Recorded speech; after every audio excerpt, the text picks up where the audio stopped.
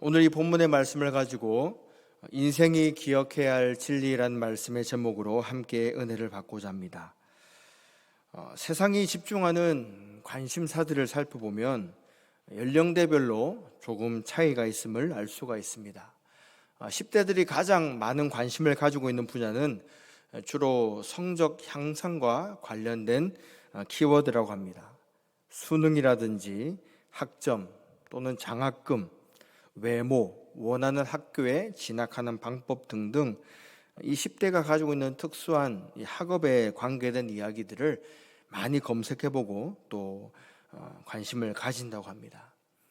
20대가 되면은 이제는 건강과 관련된 인기 검색어들이 많이 등장하는데 금연이라든지 금주 또는 다이어트, 취업, 자기개발, 또 금전, 여행 이런 단어들이 등장하게 됩니다.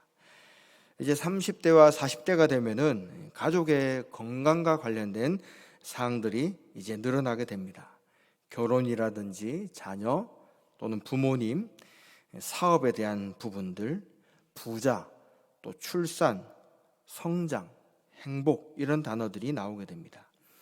50대와 60대가 가지고 있는 최고의 관심사들을 보면은 다시 건강이라는 이 키워드가 대두되는데 건강을 유지하는 방법, 또 회복, 또 부자 행복, 자녀 결혼, 손자 손녀의 성장과 관계된 이야기들이 이제 등장을 하게 됩니다. 이제 그 이외에 70대, 80대들은 이제 앞으로 내가 남은 인생을 어떻게 보내게 될지, 내가 죽기 전까지 하고 싶은 일들을 이제 버킷리스트라고 하는 목록으로 만들어서 내가 남은 삶을 후회 없이 살아보겠다. 이런 곳에 관심을 많이 두게 됩니다. 세상이 집중하고 있는 이 모든 관심사들을 전체 정리를 해보면 이 모든 관심사들의 공통점에는 바로 나 자신이라고 하는 한 단어가 바로 축약될 수 있음을 우리가 발견합니다. 연령별로 또 살아가고 있는 환경에 따라서 관심이 다양할 수 있지만 결국 그 관심의 마지막 목표와 정착점은 바로 나 자신이라는 이 한 단어로 모두 수렴이 된다는 겁니다. 그렇다면 하나님께서 주목하시는 최고의 관심사는 어떤 것이겠습니까? 우리가 성경 말씀을 읽어보면 여러 가지 주제들이 성경 말씀에 녹아져 있습니다. 창조, 인간의 타락, 예수님의 성육신, 부활, 또 잠언에 가면은 지혜와 어리석음에 관계된 여러 가지 교훈들이 나와 있고 또 예수님께서 베푸셨던 기적, 기도, 또 하나님께서 귀하게 보시는 가정이라고 하는 주제, 또 시험, 마귀, 또 재림과 종말, 믿음, 사랑, 소망 이런 여러 주제들이 성경에 녹아져 있습니다. 그러나 이 모든 주제들을 하나님께서 가장 주목해 보시는 한 주제로 뽑아 본다면은 그것은 바로 믿음이라고 할 수 있습니다. 하나님께서 창조하신 것 많이 우리가 귀에 들린다 하더라도 그것을 믿는 믿음이 없다면은 그 창조와 관계된 모든 것들이 내 인생과 전혀 관계가 없는 이야기들이 되고 맙니다. 예수님께서 우리를 사랑하셔서 이 땅 가운데 오신 그 모든 사건 하나하나도 그것을 믿는 믿음과 연결이 될 때에 비로소 우리 신앙생활에 살아있는 활력소와 삶의 지침이 될 수 있다는 것입니다. 우리가 하나님을 유일한 구원자로 믿고 또 예수 그리스도를 하나님의 아들로 믿는 믿음, 성령 하나님께서 지금도 이 예배 가운데 함께 하시고 있다는 그 임재하심에 대한 믿음, 이 모든 것들은 결국 모든 성경의 이야기들이 믿음이라고 하는 일관된 주제를 관통하고 있음을 우리에게 보여주고 있습니다. 예수님께서 이 땅 가운데 여러 공생의 사역을 하시면서도 그분이 행하셨던 모든 것들을 종합해 본다면은 우리들에게 믿음이 무엇인가를 분명하게 조금 더 선명하게 보여주시기 위한 모든 행동이었다는 것을 우리는 발견하게 됩니다. 오늘 본문에 나와 있는 이 맹인에 대한 이야기도 이와 같은 결에서 우리가 살펴보아야 될 것입니다. 믿음이란 단어를 우리가 염두에 두고 이 본문을 대하게 될 때에 하나님께서 기뻐하시는 믿음이 무엇인가? 그리고 그 믿음을 우리가 소유하기 위해서는 어떠한 지혜들이 필요한 것인가를 함께 살펴보면서 은혜 받는 복된 시간 되기를 바랍니다. 첫 번째로 살펴볼 우리의 진리는 바로 하나님 없는 인생은 비참한 존재라는 사실입니다.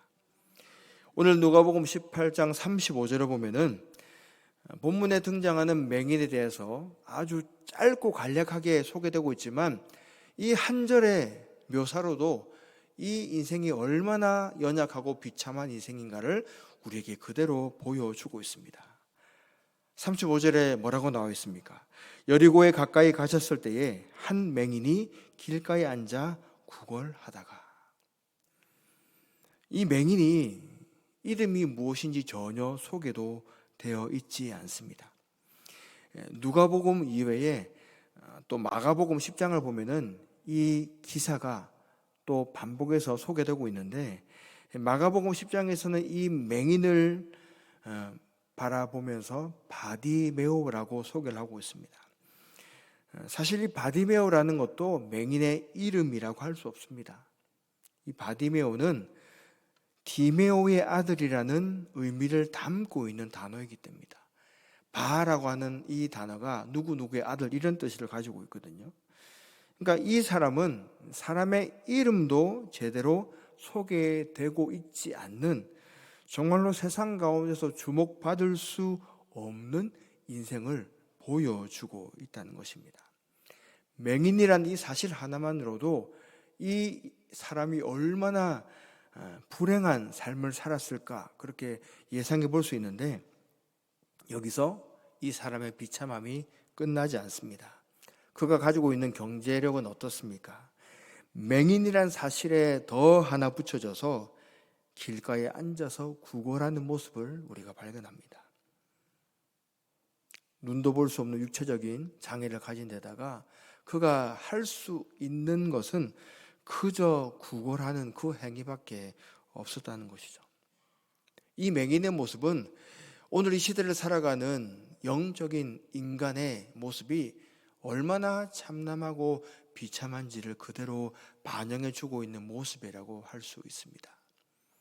우리도 숨을 쉬고 눈을 뜨고 무엇인가 내가 잘할 수 있는 큰 능력을 가지고 있는, 잠재력을 가지고 있는 존재처럼 여기고 있지만, 그러나 우리의 모든 실상은 이처럼 앞을 보지 못하고 다른 사람들의 도움의 손길을 애처롭게 구걸하며 기다리고 있는 이 모습과 다를 바가 없다는 것이죠. 저와 여러분들이 어떨 때 이와 같은 비참한 모습이 된다는 겁니까? 바로 하나님이 없는 인생을 살아갈 때 이런 삶을 살게 된다는 것입니다. 2013년 4월 28일 날 아주 예기치 못한 일이 일어났습니다.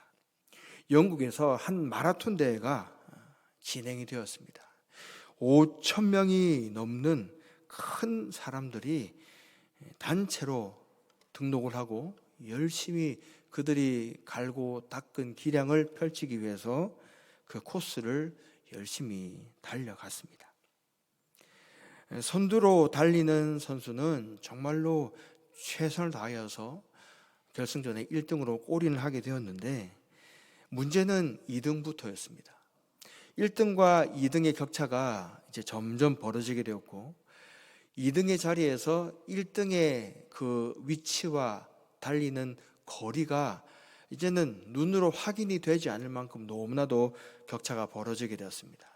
그리고 난 이후에 이 2등과 3등 그리고 그 뒤에 달려오는 모든 사람들이 정말 이를 악물고 최선을 다해서 결승점에 도달했지만, 2등을 비롯한 그 뒤에 모든 사람들은 이 마라톤 대회에서 단체로 실격을 당하게 되는 사상 초유의 사태가 벌어지게 됩니다. 바로 2등부터 이 마라톤의 코스를 제대로 알지 못하고 달려가다 보니까 잘못된 코스로 접어들게 된 거죠. 그래서 모든 사람들은 1등을 제외하고는 이 45.195km의 이 기준에 해당하는 거리에서 264m가 모자란다는 이유 때문에 그 모든 사람들, 5천 명이 넘는 사람들이 단체로 실격을 당하게 되는 사건이 일어났습니다. 우리 인생도 이와 같은 모습이지 않을까 생각이 들었습니다. 아무리 열심히 달려가고 아무리 최선을 다하여서 우리 인생을 준비한다고 하더라도 우리 앞서 인생을 살아간 인생의 선배들의 모습이 이처럼 잘못된 방향과 코스를 따라서 전력 질주하는 인생을 살아갔고 그 뒤를 우리가 따라가는 인생이라 한다면은 마지막에 최선을 다한 인생의 그 정착점이 영광스러운 완주가 아니라 실격이라는 참담한 결과를 불러올 수 있다는 것입니다. 이처럼 우리는 한 치 앞을 내다볼 수 없는 열악한 환경과 또 신체적인 한계를 가지고 있는 존재입니다. 마치 소경이 소경을 인도하게 되면은 결국은 그 두 명 모두가 구렁텅이에 빠져들게 되는 것처럼 우리 인생은 하나님 없이는 결단코 비참한 우리 인생의 모든 모습들을 해결할 길이 없다는 것입니다. 저와 여러분들의 인생 가운데 하나님이 계십니까? 그 하나님을 따라 살아가고 있습니까? 혹시나 나름대로 열심히 내 인생의 신앙의 길을 뛰어간다고 하고 있지만 내 앞서 계신 사람이 존재가 하나님이 아니고 예수님이 아니라 다른 세상의 사람들의 발걸음이라면 오늘 이 시간을 통해서 내 앞에 롤 모델이 예수 그리스도가 되기를 간절히 바랍니다. 두 번째로 우리가 확인할真理는 무엇입니까? 누가복음 18장 37절과 38절에 보면은 그들이 나사렛 예수께서 지나가신다 하니 맹인이 외쳐 이르되 다윗의 자손 예수여 나를 불쌍히 여기소서 하거늘. 바로 우리는 예수님이 누구이신지를 정확하게 알아야 한다는 것입니다.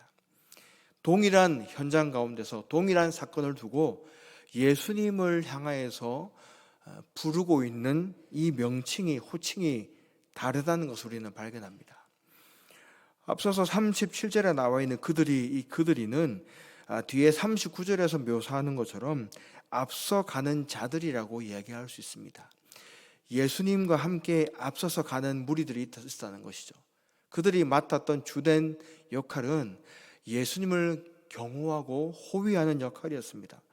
혹여나 불순한 사람들이 예수님을 해하게 하려고 할 때에 그 모든 위험 가운데서 예수님을 지켜내는 것이 이 사람들의 역할이었습니다. 하지만 이들은 예수님이 누구라고 얘기하고 있습니까? 나사렛 예수라고 이야기를 한다는 것이죠. 나사렛은 어떤 동네입니까? 예수님께서 태어나시고 아주 갓난아기였을 때에 목숨을 구하기 위해서 피신했던 동네였습니다. 베들레헴에서 나셨지만 목숨을 연명하기 위해서 피했던 동네, 어린 시절부터 예수님께서 자라나신 동네였기 때문에 예수님을 나사렛 예수라고 칭할 정도로 이 나사렛이라는 동네는 예수님과 아주 친밀한 관계에 있는 동네였습니다. 하지만 그럼에도 불구하고 이 나사렛은 이 당시에 주목받지 못하는 아주 시골에 처해 있는 동네였습니다. 요한복음을 보면은 빌립의 이 전도 요청을 받았던 나다나엘이 예수님께서 나사렛 동네에서 생활하셨다는 이 얘기, 나사렛 예수라고 하는 이 예수님의 출신을 듣고는 나사렛에서 어떻게 선한 것이 날 수가 있느냐라고 이야기할 정도로 이 시대의 나사렛이라는 동네는 많은 사람들에게 주목받지 못하는 비천하고 그리고 사람들에게 알려지지 않은 그런 동네였습니다. 이 사람들이 예수님을 어떻게 생각한 것입니까? 이 나사렛에서 살아왔던, 그러나 무엇인가 우리에게 주목할 만한 것이 있고 우리에게 알려줄 교훈거리를 가지고 있는 스승과 같은, 우리가 주목해서 바라볼 만한 그런 사람의 한 사람으로 나사렛 예수라고 얘기를 하고 있었던 것입니다. 그들이 알고 있는 예수님에 대한 지식은 여기까지였기 때문에 예수님이 어떤 분이신가를 더 깊이 알 길이 없었습니다. 하지만 맹인은 어떻게 얘기하고 있습니까? 38절을 보면 그가 낼 수 있는 소리를 질러가면서 외쳐서 예수님을 향하여서 다윗의 자손 예수여라고 이야기를 합니다. 여기서 다윗의 자손이란 얘기는 바로 예수님이 그저 나사렛에서 마치 개천에서 용이 난 것 같은 그런 존재가 아니고 하나님의 아들로서 이 땅의 인류를 구원하실 메시아 존재로서의 예수 그리스도를 그가 입으로 시인하고 있는 말이라는 겁니다. 그는 눈으로 볼 수 없는 존재였지만 예수 그리스도가 누구인지를 분명하게 볼 수 있는 영안을 가진 존재였음을 믿으시기 바랍니다. 우리도 이처럼 예수님이 누구신가를 알 때에 우리 영적인 눈이 뜨여져야 된다는 것입니다.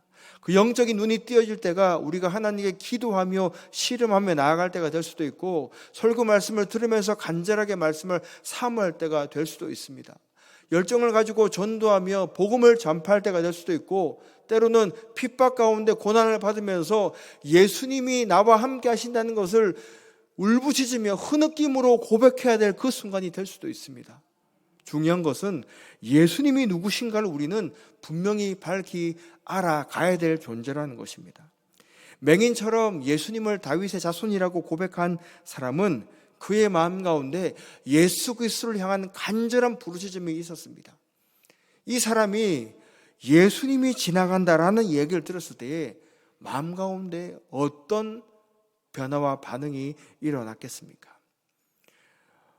맹인, 눈을 보지 못하는 사람들은 보지 못하는 것 때문에 청각이 아주 민감하게 발달하게 됩니다. 주변에서 아주 작은 소리 하나가 들리더라도 그 소리가 혹시나 나를 위협하는 소리인가 아니면은 내가 마음을 놓고 거리를 지나가도 되는 소리인가 아주 민감하게 반응하게 된다는 것이죠. 항상 구걸하는 그의 주변에서는 사람들이 그때그때마다 일어나는 수많은 사건과 이야기들이 사람과 사람의 말을 주고받아가는 환경 가운데서 이 맹인의 귀에 들려졌을 것입니다. 그리고 그 이야기들 속에서는 예수님께서 행하신 수많은 기적과 같은 일들이 분명히 맹인의 귀에 가운데 들려졌을 것입니다. 그 예수님의 이야기가 맹인의 귀가에 울릴 때마다 이 맹인은 마음 가운데 어떤 마음이 들었겠습니까? 내가 지금까지 태어나서 단 한 번도 소망이나 희망의 빛을 생각해 본 적이 없지만 내 귀에 들려지는 저 예수님에 대한 이야기를 들어보니 내가 만약에 저분만 만날 수 있다면 내 인생 가운데 정말 내가 가지고 있는 이 모든 문제가 해결받을 것 같은 그와 같은 마음 가운데 기대감이 솟구치지 않았겠습니까? 제발 예수님만 만날 수 있다면 내 인생에 더한 소망은 없을 것이다. 이와 같은 간절한 마음이 있었을 것입니다. 그 간절함이 있었기 때문에 오늘 이 본문에서 드디어 예수님이 이 맹인이 구걸하는 그 현장을 지나갈 때에 사람들이 어떻게 외쳤습니까? 나사렛 예수께서 지나가신다 하니 이 말을 들었을 때 이 맹인은 자신의 귀를 의심했을 것입니다. 내가 그토록 바랐던 예수님께서 지금 내가 있는 이곳에 찾아오셨구나. 이와 같은 마음이 있었기 때문에 그는 사람들이 자신을 만류하고 막는 그 모든 시도들이 전혀 문제가 되지 않았습니다. 그리고는 온전하게 외쳐 이렇습니다. 다윗의 자손 예수여, 나를 불쌍히 여기소서. 나를 긍휼히 여겨 주시옵소서. 나는 예수님 당신이 아니고는 내 인생에 그 어떤 희망도 없는 불쌍한 존재입니다. 나를 붙잡아 주시옵소서. 이 맹인의 마음 가운데 우리는 다시 한번 우리의 마음을 돌이켜봐야 됩니다. 저와 여러분들이 얼마나 예수님을 향해서 간절한 마음으로 부르짖어 봤습니까?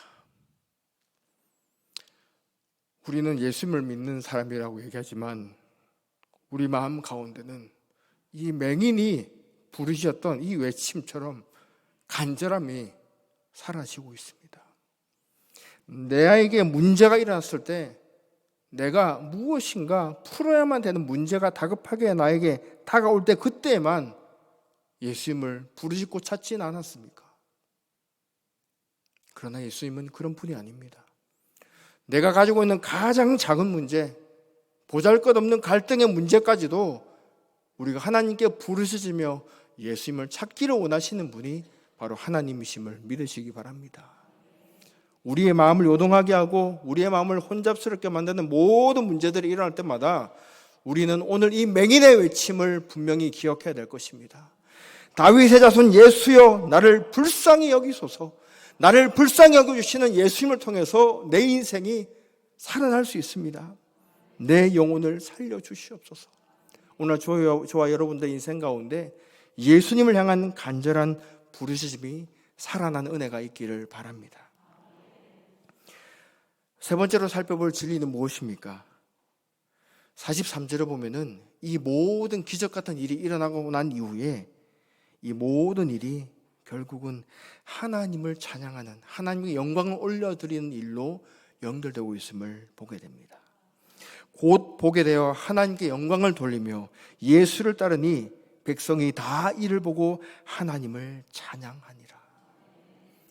한 사람의 맹인이 눈을 떴을 때 그 사람의 인생이 그저 보지 못한 것을 보게 된 것으로 만족하는 그것이 하나님께서 이 맹인을 향하여서 가지신 계획이 아니라는 것입니다. 예수님께서는 모든 사역을 행하시면서 언제나 하나님께 영광을 올려드리는 그 일에 집중하셨습니다. 예수님께서 태어나실 때 누가복음 2장 14절에서는 이와 같은 말씀을 하십니다. 지극히 높은 곳에서는 하나님께 영광이요 땅에서는 하나님이 기뻐하신 사람들 중에 평화로다 하니라. 예수님의 탄생부터 하나님의 영광에 집중되어 있었다는 것입니다. 또한 누가복음 13장 13절에 보면은 안수하시니 여자가 곧 펴고 하나님께 영광을 돌리는지라 라는 본문이 있습니다. 이 말씀은 예수님께서 안식일에 한 회당에서 가르치실 때에 무려 18해 동안 귀신에 옥죄어서 몸이 꼬부라져서 조금 더 펴지 못하는 이 악한 중한 병에 걸린 여자를 예수님께서 고치시면서 행하신 일이었습니다. 예수님 자신을 나타내신 것이 아니고 하나님께 영광을 돌리는 그 일에 그 모든 기적의 그 마지막 이정표를 찍고 있다는 것입니다. 마태복음 9장 8절에서도 예수님께서 중풍병자를 고치시면서 이처럼 얘기하십니다. 무리가 보고 두려워하며 이런 권능을 사람에게 주신 하나님께 영광을 돌리니라. 우리의 모든 인생은 바로 하나님께 영광이 올려지는 것으로 연결되어야 된다는 것입니다. 혹시나 여러분들 어떤 일을 선택하거나 결정할 때에 이것이 과연 하나님께서 기뻐하시는 일인가?